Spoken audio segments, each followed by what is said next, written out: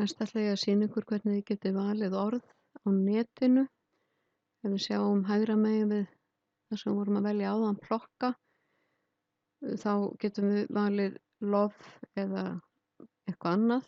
Þannig að við byrjum á að hreinsa hér, clear, já, og við ætlum að fara út á netið. Það er tengill á síðunni johanna.is í síðu sem heitir Microstock Keyword Tool.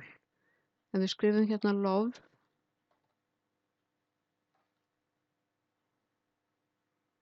þá voru valda 10 síður. Þá getið þið smellt á þær allar eða valið fleiri en 10 og submit. Og þá getið þið bara tekið 10-20 orð, love, beautiful, happy. Það er valið hérna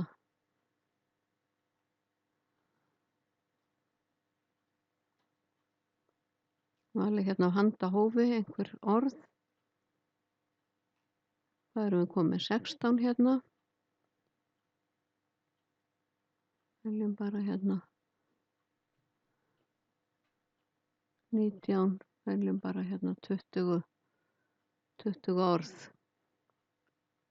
Og það sem við gerum er að við tökum við hérna smellum og fáum við þau hérna í valin og ýtum á Ctrl og C og förum aftur inn í Word-skjalið okkar og förum hér í import, tek þetta út hérna sem að var fyrir og set þessi orð í staðinn.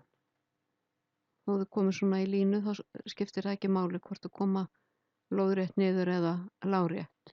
Og ég segi import words og svo smelli ég hérna á visualize. Og þá koma orðin. Þau koma eins og ég valdi síðast í svona skýi og þetta snið á orðunum svona út og suður. Nú ætla ég að fara hérna í shapes og ég ætla að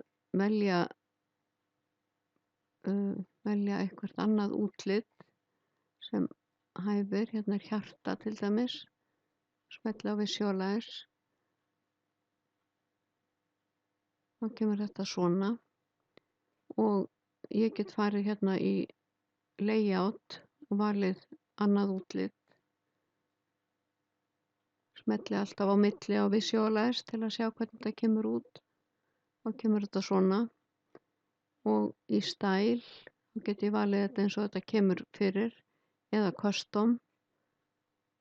Og hérna eins og ég sagði þá getið þið valið aðra liti á sum orðin. Ef ég vil hafa love rautt þá vel ég það hér. Þá kemur þetta svona. Endilega prófið ykkur áfram bæði með því að velja aðra leturgerðir, annað útlit, færri orð og svo framvegis. Ég fer hérna í download og standard PNG. Ég er í Chrome vefskoðaranu þannig ég smelli hér á, ýti á hægri mús og afrita. Síðan fer ég inn í Word-skjalið og lími þetta hér. Þetta er full stórt þannig að ég get minnkað þetta og setta hérna við hliðina. Skiptir ekki öllu máli hvernig þetta kemur út í skjalinu hjá okkur í Word-skjalinu. Aðalatriðið er lærið að gera þetta í wordart.com.